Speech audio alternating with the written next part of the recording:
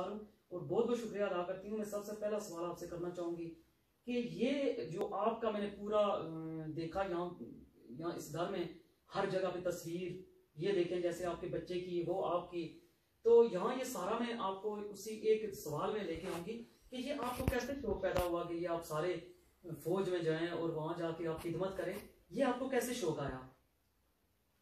میں بڑے اختصار کے ساتھ اس حوالے سے آپ سے بات کرتا ہوں کہ بہت لوگ چیزوں کو بڑا چڑھا کے بات کرتے ہیں, لیکن میں جب چھوٹا تھا تو میں والد صاحب سے کہتا تھا کہ میں پاکستان فوج میں جاؤں گا جی جی اور ایز اے کمیشن افسر جاؤں گا, ٹھیک, کیونکہ میرے والد بھی فوجی تھے. جی جی اور فوج سے مجھے بڑا مشکل تھا, تو والد صاحب کہنے لگے بڑا مشکل ہے پاکستان فوج کے اندر کمیشن لینا, بڑا مشکل ہوتا ہے. جی. اور اس وقت فلسطین کے اندر جو ہے نا ایک جنگ جاری تھی اسرائیل کی طرف سے, ایک دہشت گردی تھی. تو میں نے کہا جی اگر میں پاکستان آرمی میں نہ جا سکا تو میں فلسطین کی آرمی میں جاؤں گا اور فلسطین کی طرف سے میں جہاد میں کروں گا. میں نے کہا اگر انہوں نے بھی مجھے نہ لیا تو پھر میں ہندوستان کی فوج میں چلا جاؤں گا, لیکن میں جاؤں گا فوج میں ضرور جاؤں گا, اس کے علاوہ دوسرا کوئی یعنی آپ کو یہ بچپن سے شوق تھا کہ میں فوج میں نے جیسے آپ کی ریکارڈ آپ سے پہلے بات کی تھی کہ میں اگر ایک دفعہ پھر جنم مجھے ملے تو میں دوبارہ فوج میں جاؤں گا. تو اس لیے جنونی کیفیت ہے. میں اپنے بہن بھائی میں سب سے بڑا ہوں. جیسے میں نے آپ کو تعارف کرایا کہ میرے والد فوجی تھے, میں خود فوجی تھا, اسی مس صاحب کی وجہ سے مجھے ابھی فوج چھوڑنی پڑ گئی تھی. لیکن میرا چھوٹا بھائی بریگیڈیئر ہے, میں نے آپ کو بتایا, میرا بیٹا کیپٹن ہے, میرے بھائی کا بیٹا جو کیپٹن ہے, اور میرے کزنس اور جو کزنس کے بچے جو ہیں وہی 9 آرمی آفسرس. اور اس نے بیکورڈ ایریا سے کسی ایک گھر سے 8-9 آرمی آفسر ہونا یہ بہت بڑے راز کی بات ہے. بالکل کوئی شک نہیں. تو آپ نے جیسے آپ نے بتایا کہ یہ میرا جس طرح آپ نے اپنا پورا وہ بتایا کہ والد صاحب تھے, پھر آگے آپ ہوئے, پھر آگے آپ نے بچوں کو, حتیٰ کہ میں نے دیکھا ہے آپ اپنے پوتے کو بھی آپ نے اسی میں لے کے جا رہے ہیں, یہی بات ہے نا جی, نواسے پوتے کہ سب کو آپ لے کے جا رہے ہیں جی. تو اس کی مین ریزن یہی تھی شوق تھا یا ملک کی خدمت کرنی تھی یا جی جی جی میں بچپن میں تو شوق تھا جی جی, لیکن جب میں اس پروفیشن میں گیا تو میں سمجھتا ہوں کہ جس طرح کے حالات سے ہمارا وہ گزر رہا ہے, صحیح بات ہے, اس میں ہمارا حصہ ہونا چاہیے اور حصہ زیادہ ہونا چاہیے. جی جی, اس لیے بھی ایک تو ہم پاکستانی ہیں, مسلمان ہیں, پاکستانی ہیں, دوسرے ہم کشمیری ہیں. کوئی شک نہیں. تو بعض کشمیری ہونے کے ناطے ہمیں فوج میں زیادہ کیا جانا چاہیے کہ اگر آپ ہماری تاریخ کو اٹھا کے دیکھیں 47-48 میں یہ جو کشمیر کا جو یہ خطہ آزاد ہوا تھا تو یہ سابق فوجیوں نے آرگنائز کی تھی اس جنگ کو, اور اس وقت انہوں نے لڑکے علاقہ آزاد کرایا تھا. اور الحمدللہ اس وقت ہم کو 2.5 لاکھ سابق فوجی ریٹائر آزاد کشمیر کے اندر جو ہے نا, اگر کل ہمیں ضرورت پڑی تو ہمیں پاکستانی فوج سے آگے روان دستے کے طور پر ہم لڑکے تو کشمیر کو آزاد کرا رہے. کیا بات ہے, میں اس طرف آؤں گی, ضرور آؤں گی, آپ کو مسئلہ کشمیر کی طرف آؤں گی. پہلے میں تھوڑا سا یہ پوچھنا چاہ رہی ہوں کہ آپ کا جیسے آپ کی 2 بیٹے اور 3 بیٹیاں ہیں, یہی بات ہے نا؟ جی ایسے ہی ہے. تو 2 بیٹے جو ہیں وہ آپ کا, اپنے پہلے بیٹے کا آپ تھوڑا سا میرے سننے والے جو ناظرین دیکھنے والے ہیں ان کو بتا دیں کہ آپ کا جو بیٹا ہے اس کا نام کیا ہے اور وہ کیا کام کرتا ہے. جی میرا بڑا بیٹا جو ہے اس کا حمزہ سلیم نام, براجہ حمزہ سلیم نام ہے جی. اس نے ایم بی دہیا یونیورسٹی سے کیا ہے, اور اس کی اپنی ایک کمپنی ہے جو اس کا سی او ہے وہ ہوا کو جیسے آپ نے بتایا اسلام آباد بیسڈ ہے, اور ماشاء اللہ اس کی بیگم بھی ڈاکٹر ہے. اور ڈاکٹر کس وہ بھی پوچھنا چاہ رہی ہوں اوورال پنڈی ڈیالا جو ہے ڈسپینسری ہے اس وقت وہاں پہ وہ کس چیز کی ڈاکٹر ہیں؟ M B B S doctor ہیں. جی جی, ایم او ہے, وہ میڈیکل افسر ہے. میڈیکل ہے جی ہاں. اور وہ بھی فوج میں ہی نہیں وہ سیولین ہے, فاطمہ جناح میڈیکل کالج سے لاہور سے انہوں نے گریجویشن. یہ آپ نے اپنے بڑے بچے کا تعارف کروایا. اب وہ جو بچہ ذرا اس سائڈ پہ تھوڑا سا گھمانا, اصغر خوشحال صاحب یہ دیوار پہ دکھائیں گے کہ یہ بچہ ان کا دوسرا بیٹا ہے, یہ جوان, یہ بھی فوج میں ہے. تو اب اس بچے کے بارے میں جی, اس کی فوٹو بھی اس سائڈ پہ بھی ہے, ادھر بھی ہے, ادھر بھی دکھا دیں صاحب, ادھر بیٹھ جائیں آپ, یہ نظر بھی آ رہی ہے, یہ بچہ ہے ان کا یہ. اور یہ جو ہے ہمارے کرنل صاحب بیٹھے ہوئے, میجر صاحب جو ہے وہ بیٹھے ہوئے, کیپٹن راجہ سلیم صاحب, یہ جو جب یہ ان کی تصویر ہے, یہ اچھا یہ کس وقت کی یہ تصویر ہے, یہ جو ابھی اب میں نے یہ جی 82 کی ہے, جب when I was captain in army, جب کیپٹن آپ بنے, یہ اس وقت کی ہے. تو یہ والی جو تصویر ہے, یہ میرا بیٹا جو ہے نا, یہ 23 مارچ جو ہے نا 18 کی ہے, جب یہ کیپٹن پروموٹ ہوا تھا. یہ دوسرا بچہ ہو گیا. یہ جو جنرل صاحب جو ہے نا اس کو میں دونوں مل کے اس کو رینک کرا رہے ہیں. اچھا, یہ اب اس بچے کے بارے میں بتا دیں، یہ کتنا عرصے سے ہے؟ اس کا نام کیا آپ نے بتایا تھا؟ طلحہ سلیم. اب یہ بچہ کتنے عرصے سے فوج میں ہے؟ اس کو 6 سال ہو گئے کمیشن لی ہوئے. ماشاءاللہ. اب یہ کیا ہے؟ ابھی کپتان ہے انشاءاللہ، اپریل میں میجر بن. کیا بات ہے، کیپٹن ہے، اور اس کے بعد اس کو میجر کا درجہ دے دیا جائے گا. یہ آپ نے اپنے 2 بچوں کی کیا بات ہے. ان کے جو دونوں کے نام کی نسبت بھی جو ہے نا جی، حضرت امیر حمزہ اور حضرت طلحہ کا، جو میں ان صحابیوں سے میں بہت متاثر تھا. کیا بات ہے. اس نسبت سے میں نے ان کا نام رکھا ہے. زبردست. اور ماشاءاللہ میرے جو بڑا بیٹا ہے حمزہ، اس نے اپنے بیٹے کا نام محمد بن حمزہ. تو ہم نے مختلف نام، انہوں نے کہا محمد سے بڑا نام کوئی نہیں ہے. کوئی نہیں. تو اس لیے محمد بن حمزہ نام ہے میرے پوتے کا. کوئی شک نہیں، کوئی شک نہیں. اس نسبت سے نام رکھے تھے. بہت اچھا لگا اپنے دونوں کا تعارف. آپ مجھے 3 بیٹیوں کے بارے میں بتا دیں، کیونکہ آپ کا گھرانہ پڑھا لکھا ہے. مجھے خوشی ہو رہی ہے کہ آپ کا پورا گھرانہ پڑھا لکھا ہے. آپ بچیوں کے بارے میں بتا سکتے ہیں کہ آپ بچیوں کو کیا کیا تعلیم دلوائی آپ نے؟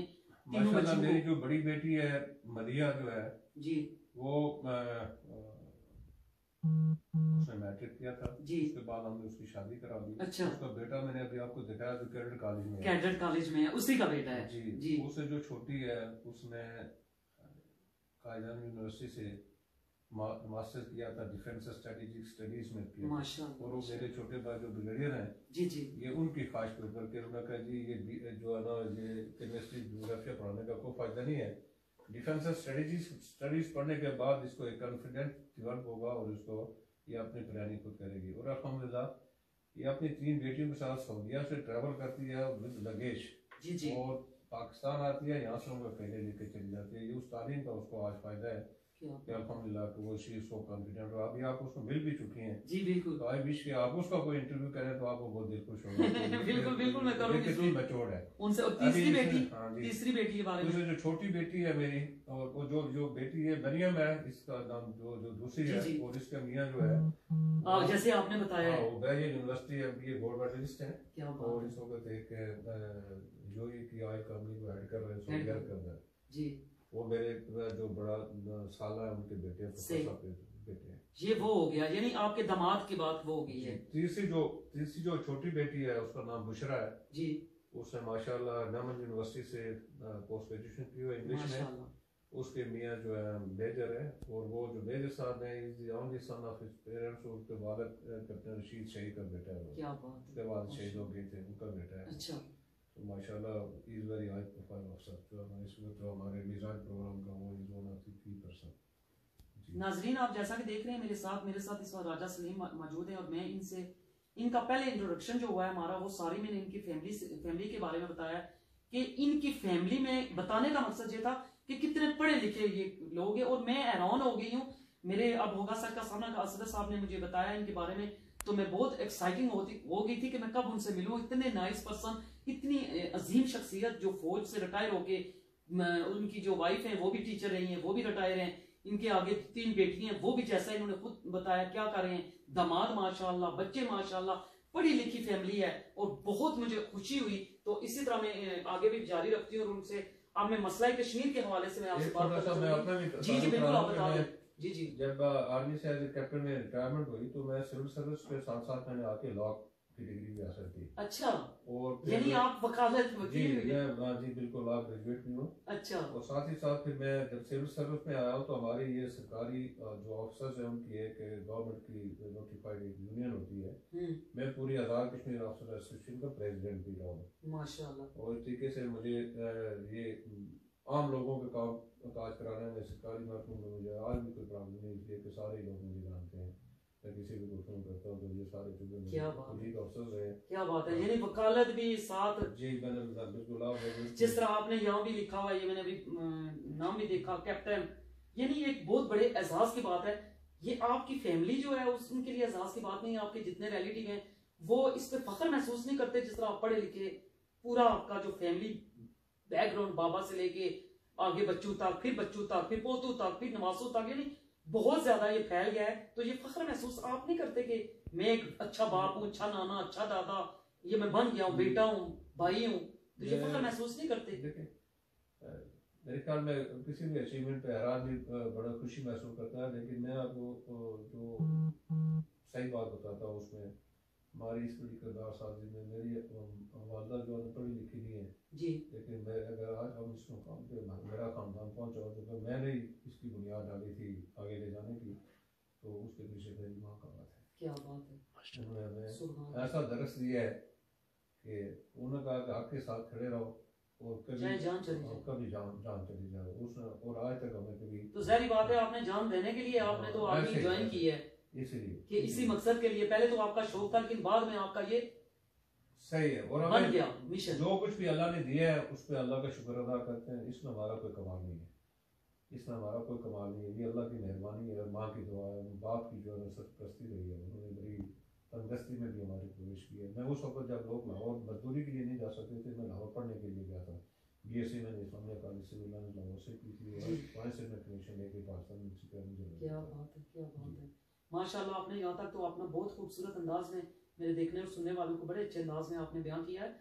یعنی ریٹائر کے بعد اب میرا سوال ہے کہ ریٹائر کے بعد آپ کتنے عرصہ ہو گیا آپ کو ریٹائر ہو؟ جی میں سول سروس سے ریٹائر ہوئے 6 سال ہو گئے. 6 سال ہو گئے. تو ریٹائر کے بعد 6 سال میں آپ نے 6 سال کے دوران آپ نے کیا کیا؟ ریٹائر کے بعد آپ کو گھر میں خوشی محسوس ہو رہی ہے؟ کام کیا کرتے ہیں؟ یعنی 6 سال میں آپ نے کیا کیا؟ جو میری جو سروس کے دوران تو ایک پیٹ روٹین تھی. جی جی. لیکن جب میں ریٹائر ہو گیا ہوں تو میں پہلے سے زیادہ مصروف ہوں. اچھا. اس لیے ایک تو میں سوشل ورکر بھی ہوں، میں ایسیبل ہوں ہر آدمی کے لیے. صحیح. دوسرا میں چونکہ پالیٹکس میں بھی ہوں، اس حوالے سے بھی میں لوگوں کے لیے کام کرتا ہوں. اچھا کس پارٹی سے آپ کا تعلق ہے؟ میں پاکستان مسلم لیگ نواز گروپ سے ہوں، میں اس کے سینٹرل ایگزیکٹو کا ممبر بھی ہوں. جی. اچھا. اور ساتھ ہی میں نے ایک شہداء ٹرسٹ قائم کیا ہوا رنگلا کے مقام پہ. جو اس گاؤں کے 100 شہید ہیں، ہر سال 6 سپٹمبر کو ان کی ایک یاد میں ایک بہت بڑا اجتماع کرتا ہوں. اور اس پاکستان کی جو نیوز چینل کے کہ پاکستان میں وہ واحد ایک گاؤں ہے چھوٹا سا کہ جہاں کے 100 شہید پاکستان ہندوستان کی جموں کے شہید ہیں. تو یہ بھی اللہ نے مجھے اعزاز دیا ہے کہ ان شہداء کی یاد کو ہر سال میں لوگوں کو اکٹھا کر کے بتاتا ہوں. تو کیا یہاں میں ایک سوال کرنا چاہوں گی کہ آپ آرمی سے آپ کا تعلق ہے اور آپ سیاست میں آئے ہیں اور آپ کا تعلق نون لیگ سے ہے. ٹھیک ہے.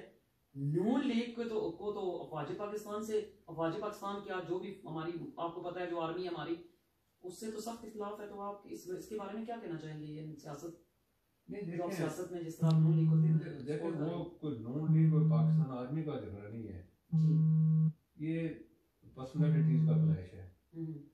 اور جب میں ریٹائر ہو کے آیا تھا تو اس وقت جو کنڈیوسو حالات تھے.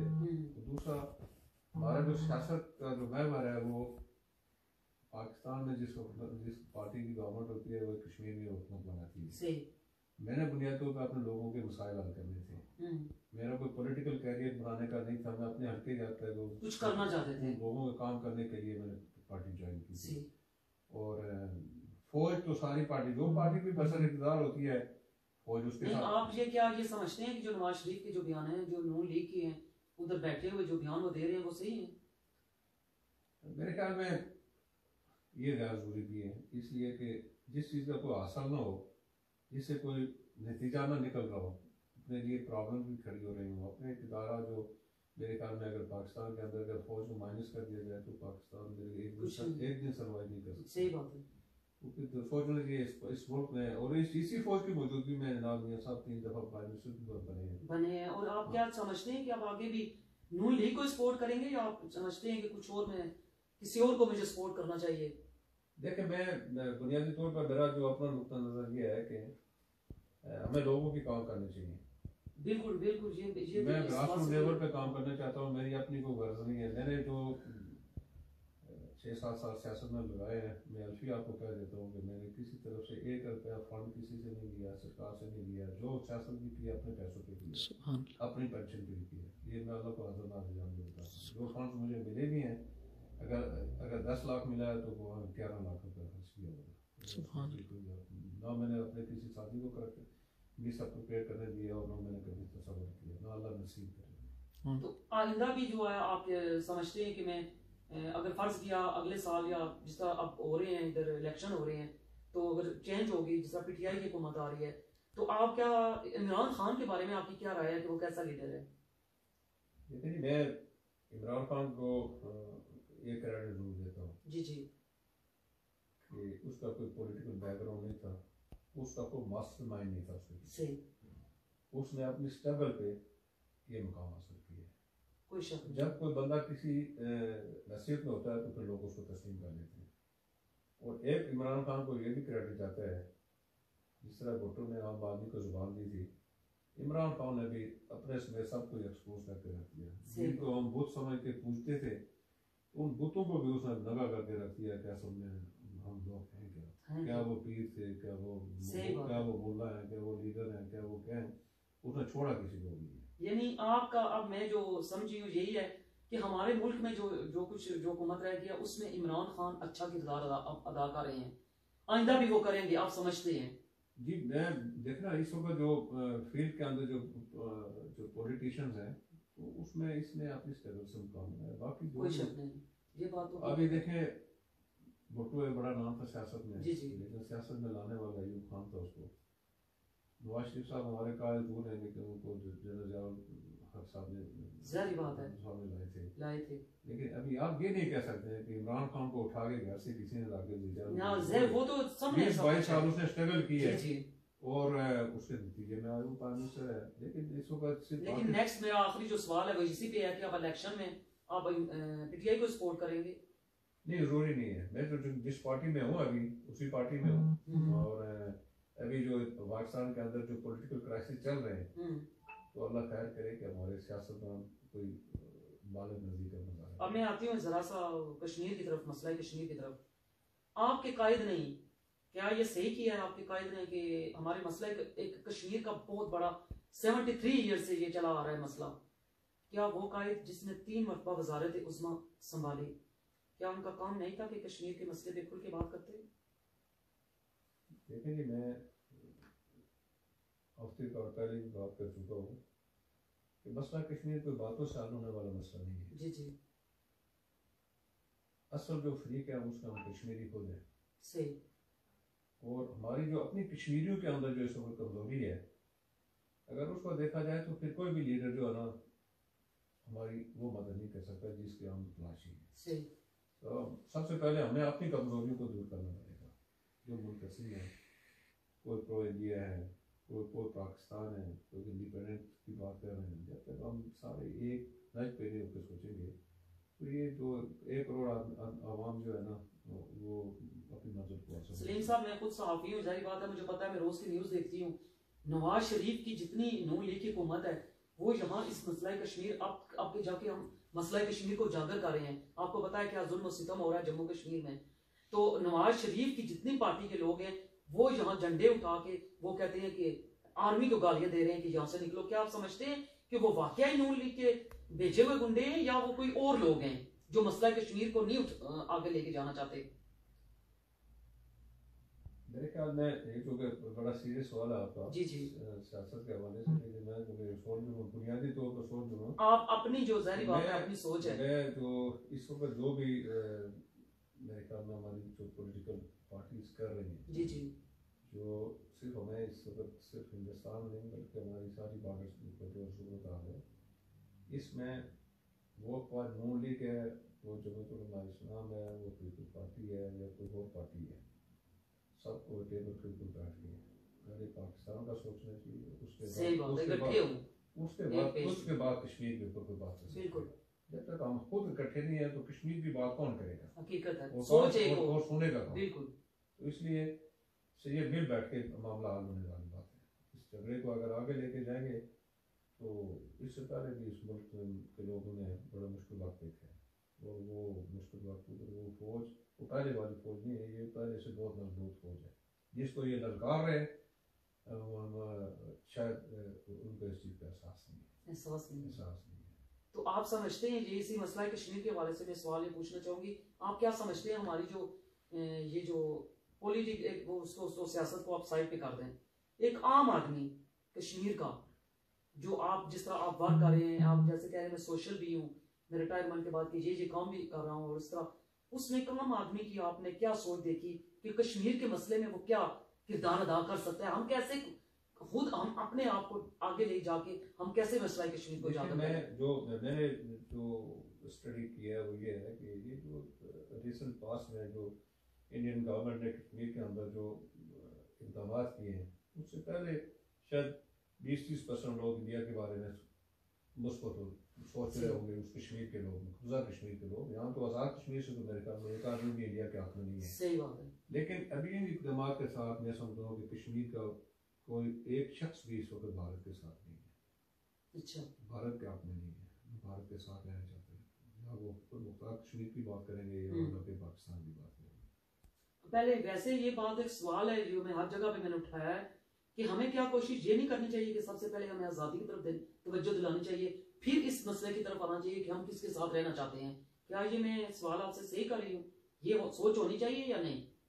یہ دیکھیں نا، بنیادی تو سوال ہی یہی ہے کہ آزادی ہوگی تو ہم فیصلہ کر سکیں گے. اس سے پہلے تو جو نعرے بازی ہو رہی ہے وہ فائدہ نہیں ہے. اس کا تو کوئی فائدہ نہیں ہے. دیکھیں ہمیں تو میں سمجھتا ہوں کہ اس میں تو انٹرنیشنل جو فورم ہے اس کو بھی سبوتاج کر رہی ہے، سبوتاج کر رہی ہیں. حالانکہ ان کو اس کے اوپر ایکشن لینا چاہیے. ایک دستہ 1 سال سے اوپر جو کشمیری 60 لاکھ سے اوپر کشمیری ہاسٹیج بنے ہوئے ہیں، وہ ان کے اوپر ظلم ہو رہا ہے، جبر ہو رہا ہے، اور کوئی آواز انٹرنیشنلی نہیں اٹھ رہی ہے. لیکن میں یہ سمجھتا ہوں کہ رائٹ آف سیلف ڈٹرمنیشن جو ہے یہ یونائٹڈ نیشن چارٹر کے اوپر لکھا ہوا ہے. وہ کشمیریوں کو اس کا حق دیں، وہ فیصلہ کریں.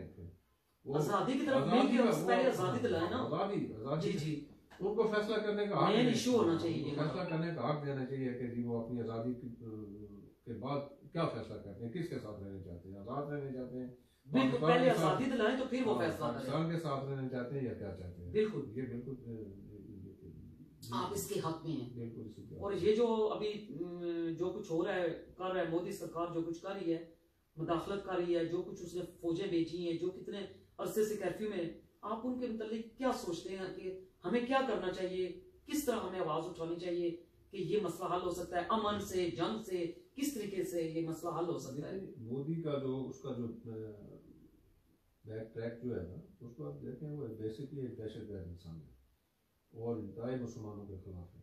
اس کے بارے جو مسلمانوں کے جو قتل و غارت کی ہے، قاسم نے کی ہے، وہ جس میچ کے اوپر ابھی ہندوستان کے اندر باقی مسلمانوں کا بھی جینا آرام کیا، اور بالکل کشمیر کے اندر جو ڈائمنڈ انتخابات ہیں، یہ تو اس کی جو میں سمجھتا ہوں یہ اس کی پالیسی ہیں.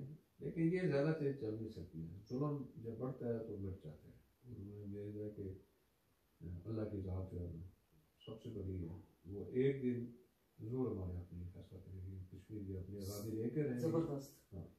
آخر میں ایک سوال میں بس کر کے آپ سے اجازت چاہوں گی کہ آپ کیا مطلب ایک پیغام دینا چاہتے ہیں کہ مسئلہ کشمیر کے حوالے سے چھوڑ دیں، ہم اس طرف جائیں گے نہیں کہ کون سیاست، یہ جو منقسم جو سوچ ہے اس کو یکجہتی کی ضرورت ہے. پہلے ہمیں ایک سوچ کی اکٹھا ہونے کی، ایک سوچ ہونی چاہیے، ایک کسی پوائنٹ کے اوپر ہمیں اکٹھا ہونا چاہیے. جب تک ہم نے اس